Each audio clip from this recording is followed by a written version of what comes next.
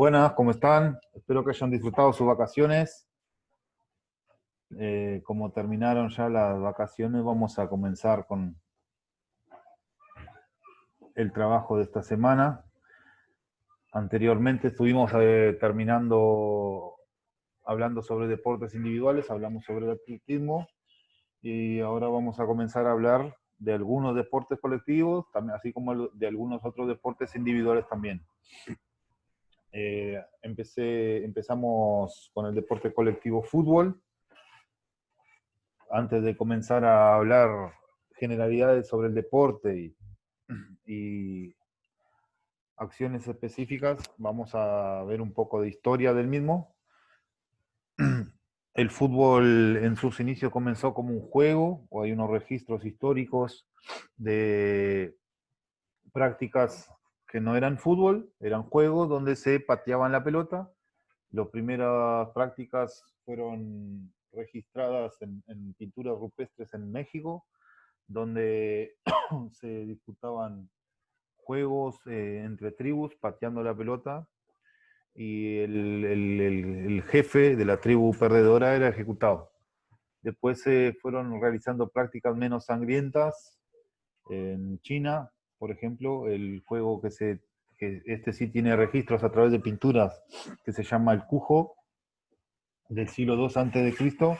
Era un juego donde se realizaban diferentes acciones pateando la pelota, y aquí tenemos un registro. Después tenemos el Kemari en Japón. Esta foto de arriba es una foto de un encuentro, de una celebración tradicional más actual, pero acá tenemos el dibujo de una pintura donde el juego consistía en patear una pelota de cuero y hacer que otros jugadores la pateen sin que toque el suelo, como dominándola. La pateaba uno, cuando la pelota iba cayendo, la pateaba otro, y así sucesivamente. Este juego tenía un origen más espiritual, no era tanto bélico, y fue muy practicado en su época. Después en Europa se comenzaron a practicar juegos también, que son con pelota y con el pie, y a partir de estos juegos fue donde se fue modificando y se fue eh, de donde surgió el deporte en sí, fútbol. Reiteramos que juego y deporte son dos cosas diferentes. El deporte tiene que tener cierta estructura, tiene que tener reglas, federaciones que tienen que reglamentar y controlar que se cumplan esas reglas, y el juego puede ser practicado simplemente por un grupo de personas que inclusive pueden crear sus propias reglas. En Inglaterra se practicaba lo que era el fútbol británico o fútbol de carnaval, donde el juego consistía en que se disputaban dos villas o dos ciudades pequeñas, sobre todo las islas británicas, donde se disputaba el encuentro una ciudad contra la otra, en el cual había que patear una vejiga de chancho que oficiaba como pelota de un lugar a otro, y había que hacerla pasar 3 veces por adentro de una rueda de molino. El equipo que lograba hacer eso primero era el ganador. Se jugaban en terrenos muy grandes, cerca de 1 kilómetro, y era un deporte, era un juego en realidad, donde era muy rudo, se golpeaban mucho y se practicaba por mucha gente, entonces eso hacía que no haya un control sobre el mismo y era demasiado violento. Después en Italia, en Florencia, hay otra versión que se llama el calcio histórico. Si se ponen a pensar, hasta ahora el fútbol italiano se le denomina calcio. Eh, el primer surgimiento que hay del calcio es el calcio histórico, que alrededor del año 1500, donde 27 jugadores de cada equipo se dividían en una cancha, y el objetivo del juego es hacer que la pelota o sea, hacer pasar la pelota por adentro de una valla, que la valla sería como un arco, pero comienza a 1,5 metros de alto hasta los 3 metros, y hay que hacer pasar la valla, que esa valla tiene el largo de todo el ancho de la cancha. Como son 27 jugadores, algunos juegan con la pelota, otros juegan sin la pelota, y se organizan en jugadores que van en la línea media, que tratan de hacer que los del equipo rival se cansen, y la mejor estrategia que utilizan para cansar al equipo rival es a golpes de puño, donde hay confrontaciones 1 contra 1. Por reglamento no pueden haber disparidad en confrontos. Entonces se toman a golpes de puño en el medio de la cancha, y cuando un jugador cae al suelo, ese jugador queda inhabilitado por esa jugada. Por lo tanto, el objetivo es ese, de hacer que el otro equipo quede con menos jugadores para a partir de ahí poder atacar. Si miran en internet, van a ver muchas disputas de calcio histórico. Hoy en día se sigue jugando en la ciudad de Florencia, donde hay se divide la ciudad en 4 zonas. Cada zona tiene un color: los rojos, los verdes, los azules y los blancos. Y una vez al año se disputan 3 partidos, donde sería formato semifinal y final. El equipo juega, por ejemplo, el rojo contra el verde y el blanco contra el azul. Los 2 ganadores van a la final y los 2 perdedores quedan descalificados. O sea que a lo sumo cada equipo juega 2 partidos en el año si gana su partido semifinal. El que le interese, en Netflix hay un documental que se llama Juegos Triviales o algo así, no me acuerdo bien, pero uno de los capítulos trata sobre el calcio histórico. Después del fútbol de carnaval se fue organizando, fue evolucionando, y se creó el deporte llamado rugby. Dice la historia que William Webb Ellis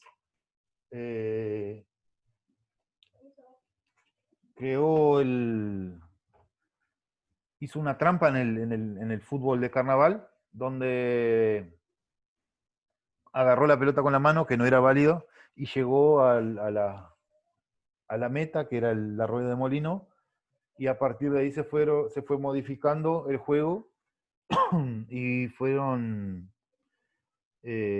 agregándole reglas para que se convierta en lo que es el rugby. El rugby en sí fue creado, se llama rugby porque fue creado en la ciudad, que se llama rugby también la ciudad, y fue muy practicado por colegios privados.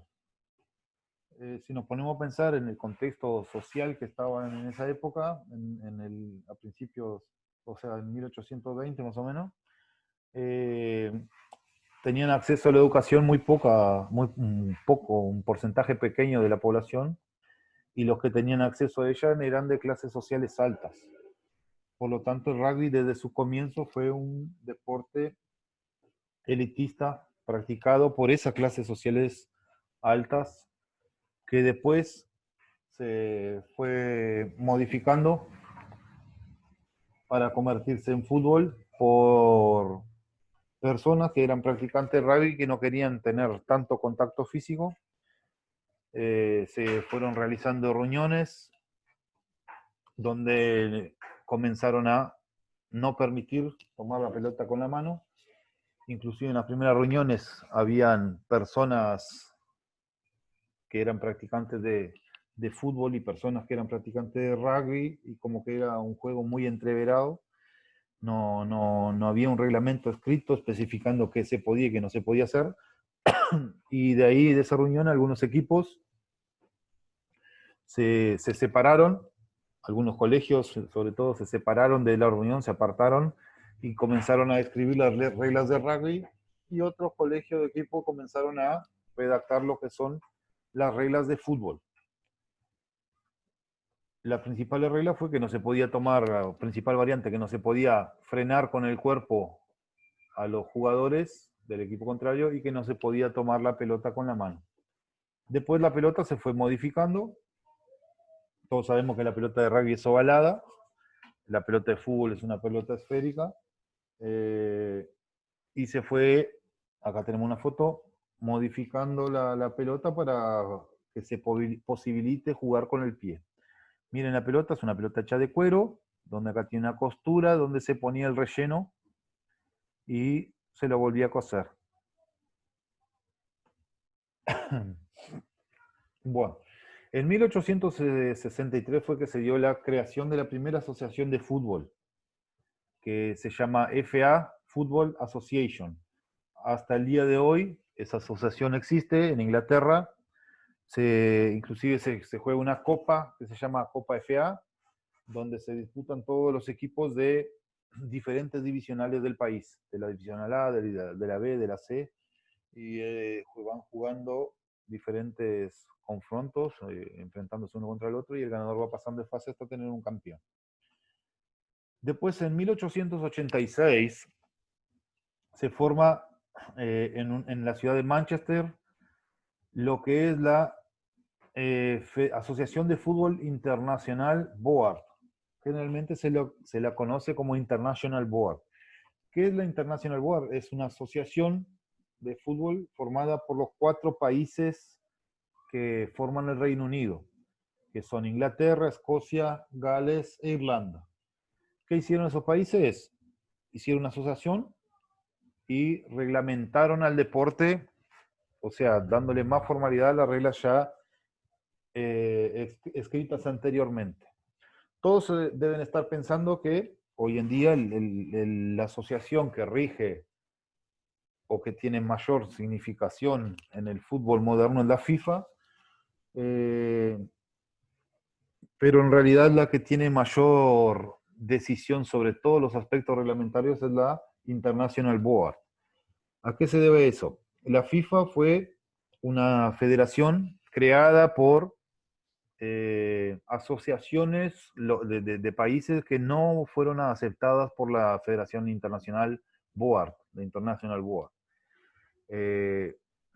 Países como Francia, Alemania, y eran 7 países que no recuerdo, Bélgica creo que era otro, se juntaron, como no podían participar de la International Board y ya practicaban el deporte, y formaron lo que es la FIFA.